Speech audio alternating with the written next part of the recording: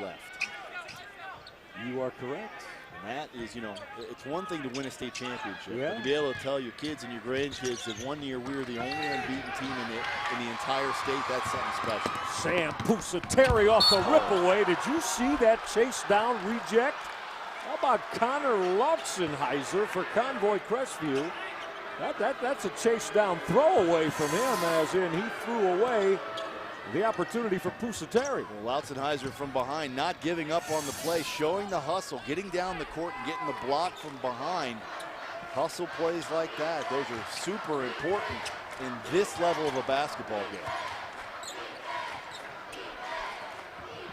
Well, you think about how many times on a practice floor that this St. Thomas Aquinas offense runs their motion shuffle offense. As Daniel Piero had an opportunity, it didn't finish. Very aggressive in passing lanes as Jacob Paul almost had to steal. As St. Thomas Aquinas gets more comfortable on defense, you're seeing them in passing lanes a lot more. This is a team that wants to play in passing lanes, wants to get turnovers. They figure they got all these guards on the court. They better be pressuring the perimeter on defense. Cam Etzler off that skip pass wasn't able to deliver the three. Another offensive board, though. Connor Lautzenheiser. Boy, he had a chance to set the seams if he wanted. Yeah, he could have gone out there and measured that for Drapes. He was out there for so long.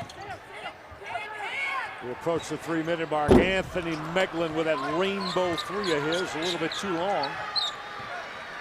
That's a shot that St. Thomas Aquinas, I mean, if you're going to take it, you better make it, because, you know, that early in the possession, not running any offense, that is a high-risk shot for the St. Thomas Aquinas team, because you give Crestview many more possessions, and many more possessions to get it down to one of 2 6'5" guys, and this one being Tyson Bolenball. Tony, on that trip, Tyson Bolenball there, as you just said, 6'5". I mean, he just sealed his defender, called for the basketball, and went straight to the rim. Look at the seal. Michael, size does matter, and Tyson Bolenball down there, when he pins somebody like that with that size, he's going to play aggressively on the post with his feet and his hands. He pins somebody like that, there is not much you're going to be able to do if you're Crestview except double and triple him. And what happens when you do that? Somebody has a wide open shot, and that's when you start getting beat. Yeah, as you look at Tyson Bolenball at the stripe, you see his numbers. And again, he had 15 points and 8 boards in the semis, and he just hit a pair again. And Jeremy Best knows in his 12th season that a lot of times you're talking about 5 players on the floor for Louisville St. Thomas Aquinas, 6 foot and under. Yeah, and that is real tough. I mean, that's real tough when you're talking going against a 6'5", couple 6'5" guys who are active and athletic. I mean, you almost have to write off the offensive glass unless you get a long rebound. I mean, how are you going to go down there and rebound with those guys? It's just impossible. And, you know, on the defensive end, you've got to box out. I mean, you've got to box out if you're St. Thomas Aquinas, because if you don't, you're going to get beat to death on the glass. Yeah, well, you heard Matt Hackenberg tell Michelle Mimna during the pregame chat that we hope you enjoyed. That a lot of times you're going to get an offensive foul there.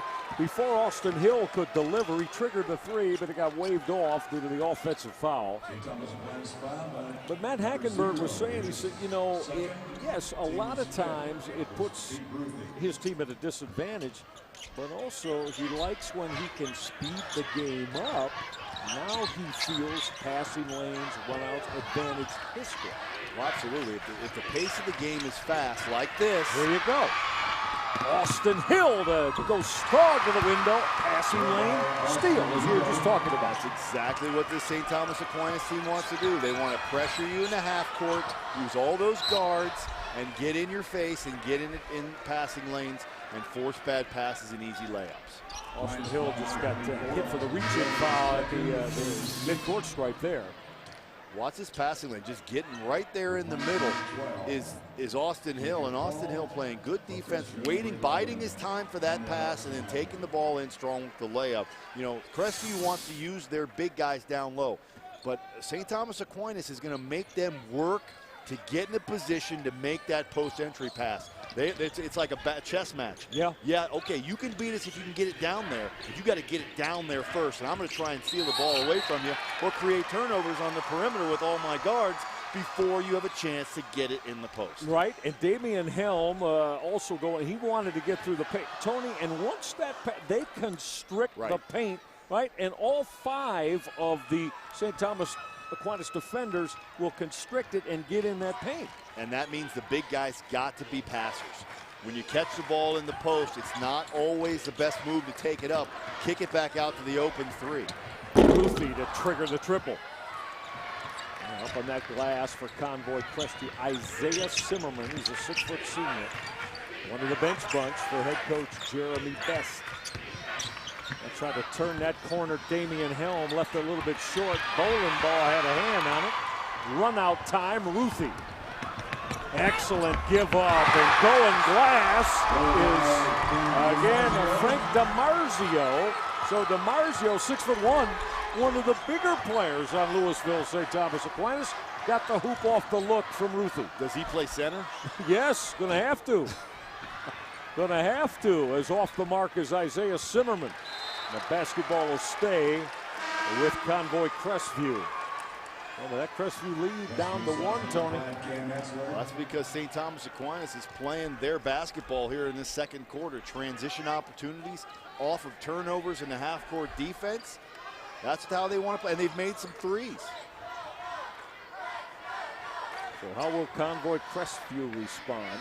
I talked about this, about Bishop Waterson trying to defend the state championship.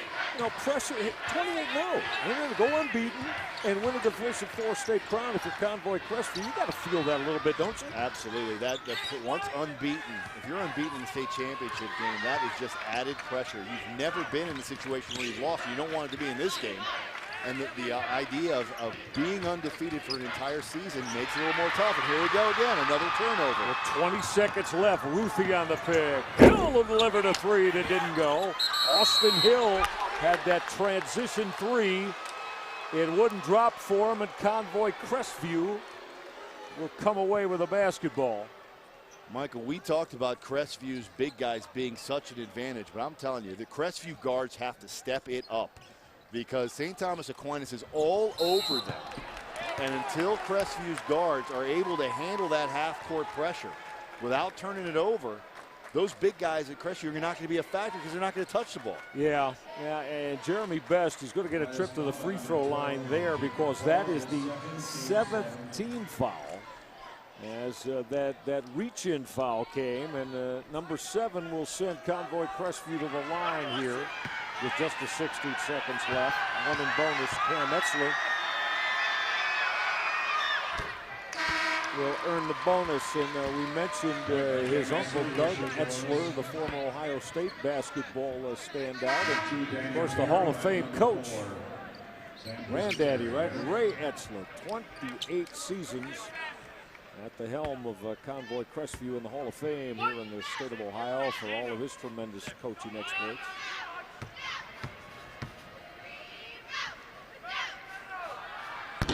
Cam Etzler will connect on them both, bump the lead to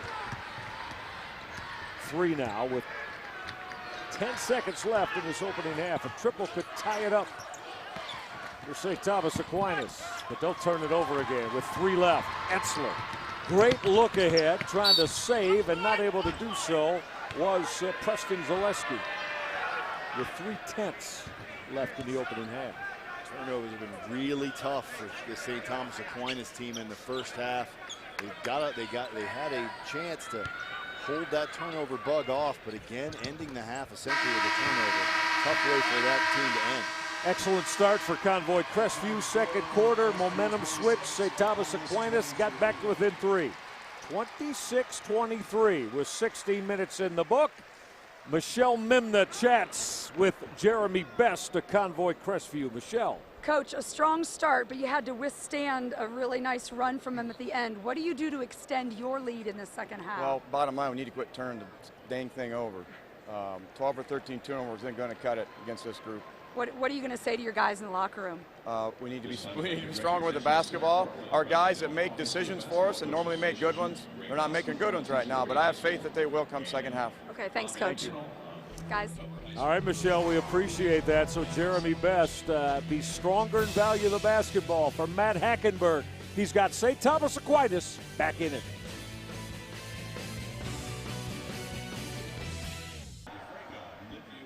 Saw a lot of diversity in this first 16 minutes. This opening half somewhat symbolizes what each basketball team's about. Convoy Crestview trying to finish unbeaten, 29-0, but being tested by an 11-loss St. Thomas Aquinas squad, 26-23 Crestview at the half. All right, I know you're going to want to watch this one again, and with Time Warner Cable, you can enjoy sports better. Here's what I want you to do. Look for this game and other high school regular season and state championship games only on Time Warner Cable Local On Demand.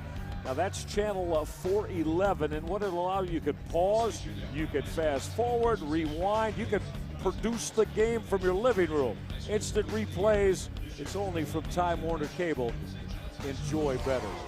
And we're delighted you're enjoying with us. Michael Reghi, my partner, former Ohio State Buckeye, used to own St. John Arena across the street. Tony White. Used to. Still do?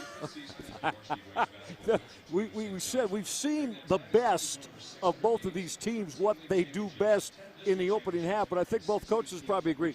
But it hasn't been consistent enough for either one of their likings. It's really been tough, especially on handling the ball. Both teams 11 turnovers. I think both coaches in the locker room tearing their hair out about the lost opportunities because either one of these teams really could have taken over the game, but for the turnovers, the first team that gets that under control is going to have a real advantage in the second half. Yeah, and certainly we saw Crestview come out really shooting the basketball well, and that's a lot of Tyson Bolenbaugh and Connor Lawson-Eisen. Well, these guys have really been playing basketball well down low and getting second chance opportunities, good post play, making shots down low, and they're really able to make themselves active and athletic, and in three-point shots as well. This Crestview team has made their own threes, really extending the game, forcing St. Thomas Aquinas to deal with the inside guys that Crestview has. If they can marry that inside attack with the three-point attack, that's a tough Crestview offense. More halftime next. Crestview by 3. Who's going to win a Division IV state championship? Convoy Crestview, if they do, they're going to wind up undefeated, 29-0, but something tells us Louisville, St. Thomas Aquinas, going to have a lot to say about it. Michael Reghi, Tony White, yes, they're an 11-loss basketball team, but as we were talking about again, they certainly have all the ingredients necessary. And Tony, we saw it in the second quarter as offensively they started to roll a little bit behind Anthony Megland and Jacob Paul. Well, this St. Thomas Aquinas team woke up in between the first and second quarter, and they got confident and they started making shots. They got opportunities in transition, off turnovers, and that got their confidence going, and then they started raining threes. If this team could start making three-point shots and marry it with tough defense, keep forcing those 11 turnovers, but keep their own turnovers down, that's the St. Thomas Aquinas offense. That's how they win basketball games, and that's how they've gone from an 11-11 team to being in the state championship game. If you're either head coach Jeremy Best or Matt Hackenberg, you gotta like your offensive proficiency the way you're shooting the basketball. Absolutely. You're just saying, I want more shots. I want some of those turnovers to be in the shot category because I'd have 5, 6, maybe even 10 more points if we stop kicking it around out there. Keep an eye on that steal column. That's what you and I certainly red-lettered for Louisville St. Thomas Aquinas. Can they disrupt Crestview? Back in a moment. This OHSAA state championship game is brought to you by Tom Raper RVs in Columbus and Cincinnati, and online at tomraper.com.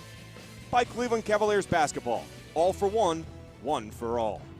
And by Time Warner Cable. Enjoy the most sports on the most devices no matter where you are, only with Time Warner Cable. Yeah, you know there's a lot of emotion in this building, this Value City Arena. Of course there is. State championship going to be decided in the next 16 minutes of basketball. It might take a little bit longer. We'll see. Convoy Crestview with a 26-23 lead over St. Thomas Aquinas. Let's check in with our Michelle Mimna as she spoke to Matt Hackenberg of St. Thomas Aquinas a moment ago. Coach, you talked about in the one huddle their effort. What did you say to your guys at halftime addressing effort with them? I thought during this stretch of games where we've been playing pretty well, we've played one way. And I thought for this first half here in the state championship, we've done some things that are pretty uncharacteristic of our team. So I wanted to bring that to their attention, and it was a handful of things. It wasn't one thing. So I think we got that addressed, and I expect to see a much sharper group here in the second half. Well, that's when you made your run and your push defensively. I'm assuming we're going to see a lot more pressure defensively from you guys. We're always trying to pressure, and we're going to do that here in the second half. Okay, good luck. Thanks, Coach. So you've heard from both head coaches. Jeremy Best of Convoy Crestview on his way off the floor. Matt Hackenberg on his way back in. So we settle in and get ready for half number 2. And we'll get Tony White to kind of revisit some things here as we start the second half. And Crestview's going to push it and find Damian Helm, who's open 3. Is it going to fall? Etzler on the steal. That recent triple is right there for Convoy's Connor Lotzenheiser off the Etzler steal. St. Thomas Aquinas actually trapped the very first pass of the third quarter and tried to get a quick turnover, but ended up turning over themselves, leading to a wide open 3 by Crestview. Austin Hill got denied. Bowling ball will finish off the terrific look from Damian Helm. 5 quick points. Convoy Crestview, they go from 3 up to 8 up, just like that. St. Thomas Aquinas taking some chances right out of the gate on defense, and that's led to a couple wide open shots, a 3 and now a layup for Crestview, and now another turnover by St. Thomas Aquinas. Well, Austin Hill was trying to cross over and get something happening, but here's your turnover problem. Now that time got a turnover on the defensive end, but weren't able to get down and make it happen, make anything out of it. That's a kick on St. Thomas Aquinas' Anthony Meglin. So 3 possessions, Tony, in the first minute and 2. 3 turns for head coach Matt Hackenberg and St. Thomas Aquinas. And that's not going to get it done. I mean, they cannot have turnovers like that. It's an 8-0 run as Connor Lotzenheiser will stroke another triple. He's in a pair, first minute of the third. And St. Thomas Aquinas just taking too many chances right now on defense. I know they want to get steals, but you can't get yourself out of position by making a steal where it's a home run or a strikeout. And that's what they're doing right now. They're running through passing lanes, trying to get the home run steal. And when they do and they don't get it, Crestview has an easy shot and they're burying them right now. Going back to late in the first half, this is a 10-0 Convoy Crestview run. Daniel Piero on the underside of the rim. The possession stays alive. Piero will attack again, and that came up short. Well, that was challenged by 3 blue-shirted Crestview Knights. That's because that time St. Thomas Aquinas was trying to run their offense and drive, but it was too compressed. They're much better when they spread the court, so there's not some of those big guys standing around the rim. Got to get more spacing if you're St. Thomas Aquinas. Lotzenheiser's already hit a pair of triples. Helm to attack the cup, and he's going to the free throw line. Danger lights flashing right now for St. Thomas Aquinas because Crestview came out taking it to him. And we look at our keys again, work of the bigs for Convoy Crestview, and they've certainly done that. 14 points already by the big guys down low, Helm and Bowling Ball. And for St. Thomas Aquinas, make the threes. They've made them in stretches. They made them in the second quarter in a nice stretch where they were making shots, not early in the game and certainly not right now. But they've got to get back to making those threes if they're going to want to get back in this game and win a championship. Yeah, those pivotal things to watch, of course, brought to you by the Cleveland Cavaliers. Turnover again, Aquinas. Well, they're having so many problems that Damian Helm is going to unload and book that long distance 3. This run is now 12-0 in the second half, here early third. It goes to 14-0, Tony, for Convoy Crestview if you go back to late first half. Well, like I said, St. Thomas Aquinas taking chances on defense and Crestview making shots. When St. Thomas Aquinas is taking these chances, Crestview's made the shot. So here you go, Crestview in transition, giving St. Thomas Aquinas a little bit of their own medicine and getting out, getting somebody at the three-point line and burying the shot. And that's Damian Helm, the 6'5" shooter, 43% from the three-point line, and he's showing everybody why. The kid has confidence when he's playing out there and catch and shoot time. And no field goals for Helm in the semifinal win over Tri-Village. He certainly has turned that around. All right, you ready for some Major League Baseball, Cleveland Indians style? I think you should be. Indians opening night 1 week from Monday. Drive around the West Coast against those tough Oakland Athletics. Join us for a special 1-hour edition of Indians Live at 9 o'clock, and then up to the booth where Matt Underwood and Rick Manning will have all of the action out of the O Coliseum in Oaktown. Cleveland Indians baseball. You gotta get ready for it right here on your home from the Tribe, Sports Time, Ohio. Michael Reghi, Tony White, hope you're enjoying this afternoon in our D4 final, along with our terrific crew, our producer Gene Winters, our director Mike Simons, all of the gang that are working so diligently, our technical director Dan Clamert, all the men and women in our Sports Time Ohio crew that are showing you all the good pictures and bringing you all the terrific sounds of a Division IV state championship battle. Division III, Division I, still to be decided a little bit later on today. You, of course, will lock down here at Sports Time Ohio. Cam Etzler on the rip away. Etzler said, I'll take an assist. He threw it off the glass for Preston Zaleski. The run is 14-0 here in the third quarter for Crestview. Great steal by Cameron Etzler. Trying to end it on the reverse was Jacob Paul. That didn't happen. Well, St. Thomas Aquinas got to stick their finger in the dike real quick, Tony, as in like right now. As in right now, they've got to play. They've got to really get up and play some defense here, and then on the offensive end, they got to spread it and get patient and start making some jump shots. Stop turning the ball over. Tremendous look that is cashed out by Tyson Bolaball. Preston Zaleski found Bolaball in the paint for the quick delivery. And again, a mistake on defense by St. Thomas Aquinas, leaving Bowling Ball wide open, and this Crestview team is too good. They're undefeated for a reason. They're going to make that pass, and yet another turnover by St. Thomas Aquinas. Cam Etzler, the heartbeat quarterback of his squad, just picked the pocket of Pusateri. And needed that, did Aquinas, a stop as Preston Zaleski got shut off baseline. Need some points. Half this quarter is gone. There's been no points yet for St. Thomas Aquinas the entire half, and yet another turnover. Well, the turnovers, unfortunately, just keep on mounting. This was a 26-23 Crestview lead in the break. It's a 16-0 run, folks. Convoy Crestview, are they starting to smell a state championship?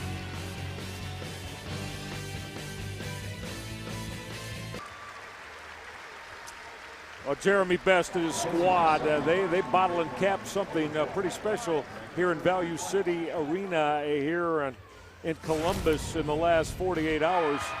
Well, this third quarter has been a clinic on the defensive end and making shots, Tony.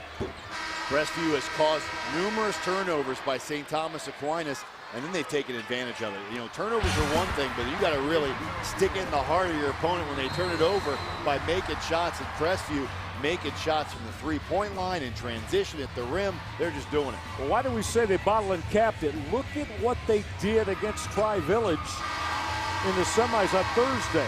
They used a 12-0 and 15-4 run to start the quarter to come back from being down a couple and just take the game over. They're doing the same thing here. That's called great coaching, great adjustments by Jeremy Best, able to get this Crestview team to tinker with what they're doing wrong and to start paying attention to the game plan and making plays. They were 5 points down at the break in their, what would be their semifinal win over the Patriots at Tri-Village. There's a steal from Louisville's Frank DiMarzio, but this thing's not going well, though, at the offensive end. That's a good example of this St. Thomas Aquinas team really just not being in the groove again offensively. Austin Hill comes down, had a teammate standing in the corner all by himself, could have kicked it over for an open three, but decided to take a contested three. St. Thomas Aquinas just feeling, the feel of them right now is that they're pressing. They just don't have the flow offensively, and they're all panicking and starting to press to try and get this point spread back. And almost like the football analogy, they're letting receivers get behind the back end of their secondary too, to use the football analogy. Easy deuce for Tyson Bolenbaugh to bump the lead to 21. Everybody's trying to make the great defensive play and the 22-point shot, instead of worrying about one defensive possession at a time, running your offense and making the shot one shot at a time. 2 points or 3 points. Climb your way back into it one shot at a time. So Matt Hackenberg in his second season of the Stark County School, out of that very tough North Coast League. They lost 5 in a row and 6 of 7 in late January and early February. Then they turned it around. They haven't been to the Final Four here in Columbus since 1975, 39 years ago. There's your first bucket of the third quarter. Pete Ruthie off the bench got it to fall. Finally, the seal is broken. Is that going to cause St. Thomas Aquinas to settle down on offense? I don't know. They're going to really have to pick it up, but they're going to need things like that from Crestview. Turnovers and mistakes by Crestview. And now the margin of error for St. Thomas Aquinas, down 19 points. The margin of error is very thin. They've got to come down. They can't afford turnovers. They can't afford many missed shots. They've got to start making shots and making them often and making them from the three-point line. Well, let's see if St. Thomas Aquinas can run together a string of offensive success. They got the turnover on the Damian Helm Convoy Crestview travel. So right now for Matt Hackenberg, that's Anthony Meglin with that rainbow three. He's their top perimeter shooter. He and Austin Hill. Meglin off the mark there. We're coming inside 2 minutes already in this rapidly moving third quarter. That was not a good shot by Meglin. He had to make it. If he's going to take that shot, he's got to make it. Damian Hill tried to triple, and that's going to be a foul that's going to go on Convoy Crestview's Preston Zaleski. 5'9" junior trying to crash the glass. St. Thomas Aquinas with the ball again, another opportunity to make a shot. You know, this team can make points in boatloads because of their ability to shoot from the three, but you just sense they're a team of streaks. They really need some big play, a three or something, to kick them on a streak, because when they do, that kind of feeds their defense, and they get turnovers, and they start making more shots, and the snowball starts going downhill. Trying to find a way to get going, but Tony, they try to reverse the basketball, and when they do it with the dribble, opportunistic hands from Crestview. Too good is Crestview so far on the defensive perimeter to try and penetrate with their dribble effectively. St. Thomas Aquinas much more effective in moving the ball around with the pass and finding the open player with the pass. Off the inbound, DiMarzio going to force it up, and he's going to get a trip to the free throw line, as that whistle is going to go on Connor Lotzenheiser. They get Bolenbaugh instead. All right, let me correct that. It is Tyson Bolenbaugh who got hit, the 6'5" senior, with a foul. Good work down low. He was in a difficult spot right there with Tyson Bolenbaugh standing right there. It's going to be tough for him to get that shot up, but really looked over to really draw the foul rather than make the shot, which was a wise decision. So Matt Bolenbaugh taking a look at this third quarter. That he said, wait a minute, he says, we went in the locker room, we were down 26-23. This is an 18-3 third quarter blitzing right now by Convoy Crestview as Frank DiMarzio splits the pair from the line.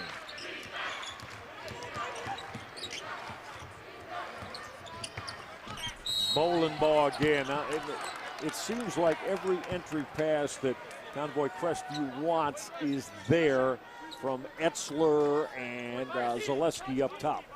That's because the St. Thomas Aquinas defense is so stretched out. They're so pressing up on the players and trying to trap way deep in the perimeter. That leaves you with three guys trying to check four down low, and that's very difficult, especially when you're talking about two of those guys typically at 6'5", and the tallest guy you have on the court is about 6'1". We approach 60 seconds left in the third. Now skating baseline with that whistle is Connor Lotzenheiser. Lotzenheiser is really added that extra dimension here this week in the semis and finals to the offensive arsenal of Convoy Crestview. Good aggressive move there, and I agree. He's given them some penetration ability, given the ability to score other than just sticking it into the big guys and letting them do their work down there. Lotzenheiser really been active on the perimeter. He's a 5'10" sophomore.